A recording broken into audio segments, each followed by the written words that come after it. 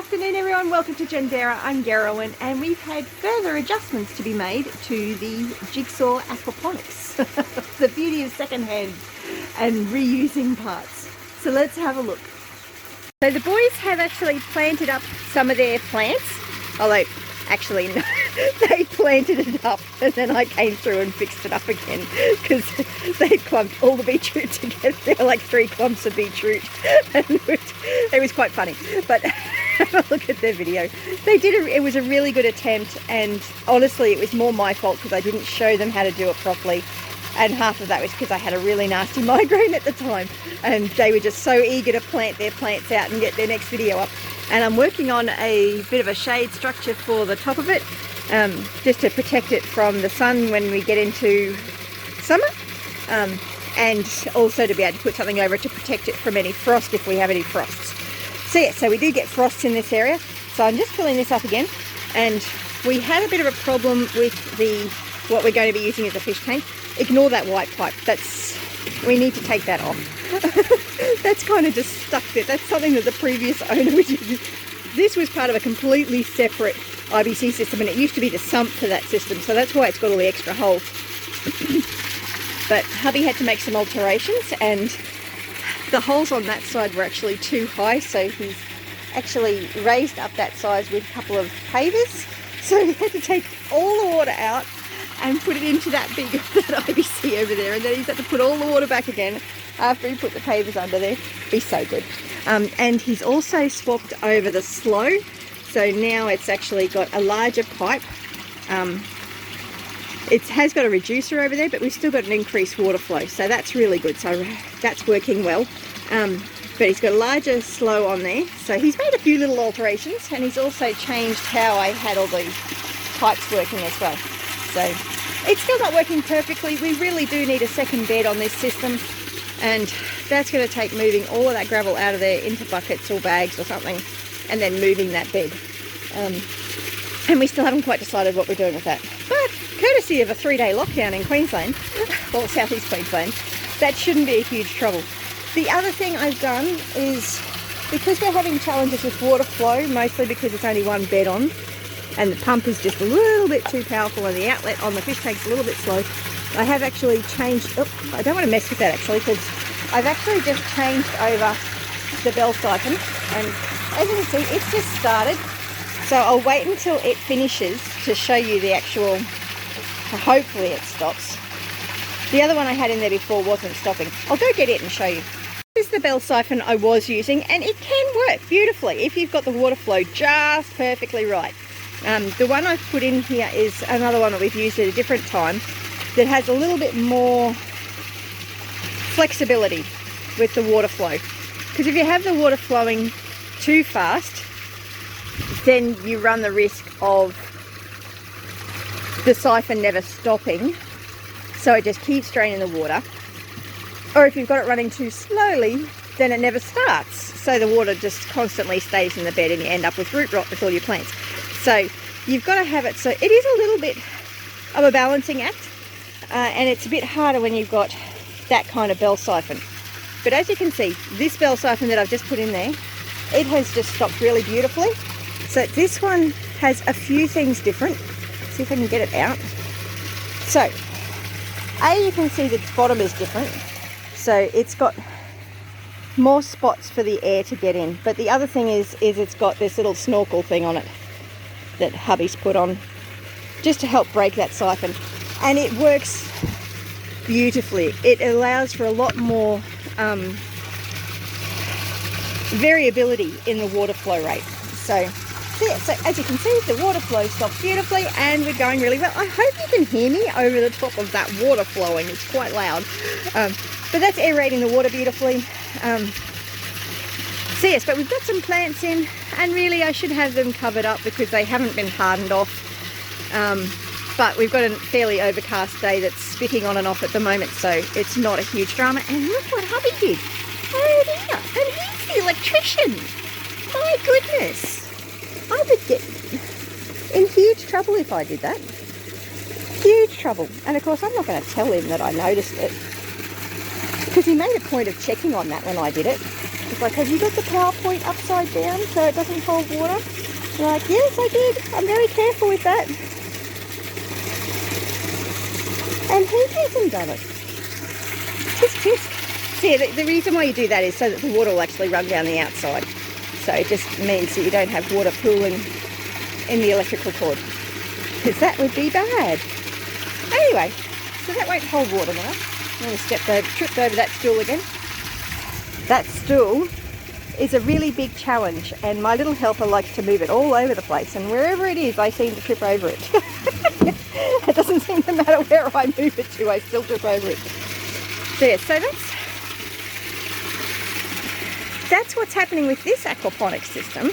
The boys are having a fantastic time with it, but I've been busy with the other aquaponics system too, our big one. So let's go have a look at that one. It's a lot quieter over there too. Actually, it's probably noisier. Anyway, let's go have a look. For anyone that's been watching my channel for a little while, you'll look at this and go, oh, where did all the plants go? I actually gave a lot of them to the goats. Oh dear, my passion fruit's fallen over. What happened there? What has happened there? It's gotten all tangled in the peas. Clearly it looked at the peas and went, hey, you've got a nice structure to grow up. Either a cat's gotten up there and helped it. Who knows? Anyway, I really need to get my passion fruit into the garden. It should not be sitting in the aquaponics. It needs to go in the dirt. It seems to be a fairly common thing that I say about my aquaponics and plants in it. So I've recently strung up these peas, although it's not working 100% perfectly. There's probably a few things that I can add to make it better, but the peas were all just hanging down on the ground, so it's an improvement. I should probably tie them in certain spots. They're just loosely sitting on it at the moment. So you can see my leeks are doing well over there. Now, what happened here? Now this is where I'm actually getting ready for the Masterclass down on Boddington farm. There's Bibby and Agent are hosting a masterclass with myself, Janderra Homestead, and McDowall Mannor. And we're going to be, Andy from McDowall Mannor is going to be doing some cheese making. I'm going to be talking about green leafy vegetables that you can use as salad greens that actually grow really well in the heat of our summer and won't bolt like lettuce do, which is why I trimmed this back. So I'm organising some cuttings for said workshop. They're looking a bit sad at the moment, but I forgot to take the beetroot in. That was bad. So hopefully I'll get some of these cuttings to strike before the actual masterclass. So it's not until the 17th, and down on Boddington Farm is going to be live streaming it, so that ought to be fantastic. But I've trimmed back a heap of the celery, as well as obviously trimmed back a heap of the pella. The celery I gave a heap to the goats and my neighbour that came and helped me with the roof, which I will go into the whole roof saga continuing in another video. But yeah, so I still have a lot of cleaning up to do in here, but I'm getting a bit of nutrient deficiency, and most of that is because the fish aren't being fed at the moment. So there's heaps of nitrogen in the system, but plants need a lot of things other than just nitrogen, and they usually get a lot of that sort of stuff from what the fish get fed, and the fish aren't being fed at the moment, so because it's just too cold for the jade perch. So I have cleaned a heap of stuff out of here. So I'll show you what's happening. Still got a lot growing. The turmeric is dying off just because it's winter, and that's okay. I'm totally expecting that because turmeric doesn't grow in winter in Queensland. My kale that I planted the other day is doing really, really well. Really happy with that. The spinach isn't doing as well as I'd hoped, but that's not a huge drama. Lettuce is still doing really well. See, I got a heap of things. The water chestnut. This is the water chestnut, the one that sprouted, so I just tucked it in there. This was a bit of celery that got broken off when I was pruning heavy-handedly, so I just stuck it in and hopefully it'll shoot. I'll probably take it down to the dam. Another bit of kale. Some more celery that I need to trim back. As you can see, the celery is quite tall. So yeah, I've still got to finish pruning back some of this stuff, but really pleased with how this is all going. My little strawberries. I need to put some sea salt in here, and probably some worm juice as well, just to help give some nutrients back to the system, because as you can see, it is having a nutrient deficiency. That's what the yellowing of the leaves are. It's just suffering some nutrient deficiency. And when I pruned all this back, I found some more strawberries. Yay! So I just took a heap of the basil out and gave it to the goats,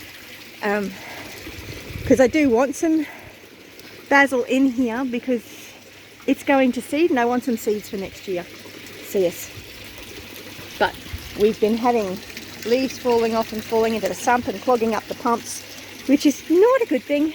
So I've got to get all of these leafy things that drop their leaves away from the sump so that it's not going to block up the pump. But yeah, so that's the update on the aquaponics. It is all doing fantastically still. There's a few challenges here and there, but definitely making progress.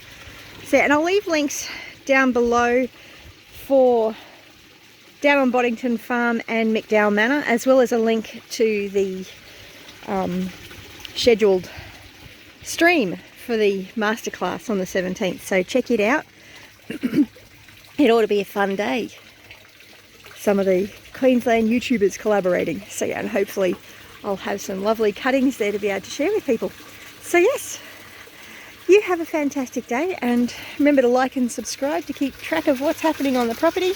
And I'd love to hear how your gardens are growing, and would be absolutely blown away and excited beyond belief if you decide to look into checking out how to start an aquaponics system. And remember, I do have a basics aquaponics playlist that teaches you a little bit of the basics of how the systems work, and they're not complex. There is some little intricacies that you learn over time, but they're not a complex system, and they are just prolific. In like, you actually couldn't see through there before because there was just so much celery, and the goats loved it. I'm just not able to eat as much celery as I produce. So it's good. I give it to the goats and the goats turn it into milk. So even better. And I should have a heap of basil in here next year, because this has all gone to seed beautifully. And that's how I got this lot of basil, with seeds that dropped from last year. So yeah, but now that I've cleaned it up a bit, I've got some space to plant new stuff once I finish cleaning it up. So, and I need to get some cuttings organised of the longevity spinach as well. So yeah, really excited with how the things are progressing. It's all going really well. Baby steps. Rome wasn't built in a day, and neither was my garden. Gardens are a ever evolving and growing system that change over time. So yes, and expand. So yeah, and I got a couple of leeks I need to plant over there. So yes, have a great one, and remember to like and subscribe, and I'll catch you in the next video. Bless you. Oh, and the next video coming up soon will be an update on how my Gladiator 4 challenge growing from the supermarkets produce is going. So yeah, make sure you stay tuned for that. Have a great one. Bless you.